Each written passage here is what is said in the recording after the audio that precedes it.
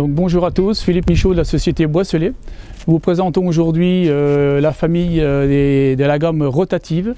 Donc tous les outils rotatifs se montent toujours sur notre servomoteur.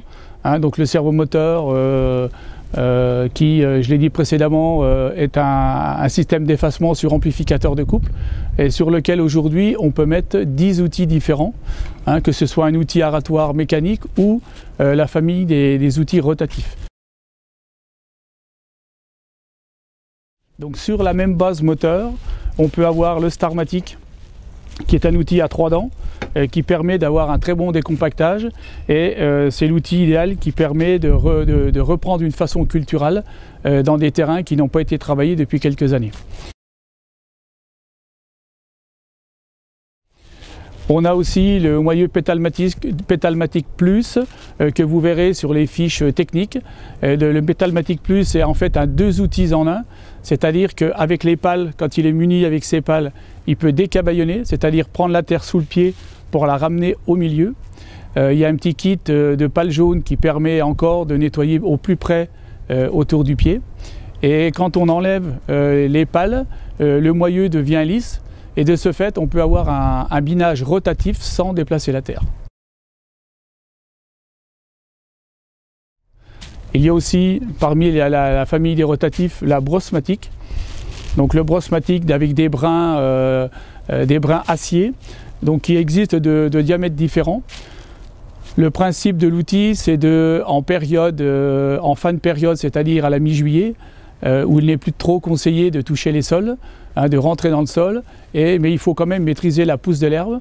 Donc c'est un outil qui permet d'abîmer l'herbe, sans rentrer dans le sol, mais de contenir la pousse. Et la souplesse des brins permet également de nettoyer au plus près des pieds, puisque le brin étant souple au contact de la terre, vient nettoyer autour du pied. En ce qui concerne l'utilisation du Brossmatic, il est fortement conseillé d'avoir une roue de terrage à l'avant, ce qui permet d'avoir une pression au sol constante, d'avoir un très bon suivi de terrain et de ne pas exagérément faire pression sur la brosse qui peut à ce moment-là balayer un peu plus ou rentrer dans le sol, ce qui n'est pas le but. Donc il est fortement conseillé d'avoir la roue de terrage qu'on met dans la gogue du servomoteur qui, elle, peut avoir la rasette à plante ou le disque. Et cette fois, on lui met la roue donc pour assurer ce bon suivi de sol. Pour ce qui est de la consommation hydraulique, donc débit d'huile, les servomoteurs peuvent être branchés par 2 ou par 4.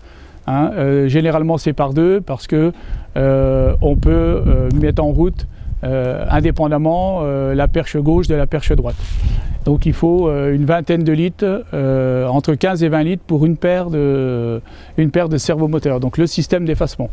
Pour ce qui est des outils hydrauliques rotatifs, on les branche également en série, et là il faut un débit de 25 litres minute pour une paire d'appareils rotatifs. Donc c'est pour ça que sur certains tracteurs, on monte des coffrets avec des diviseurs volumétriques pour dissocier les circuits et pouvoir arrêter ou mettre en route indépendamment les rotatifs des servomoteurs.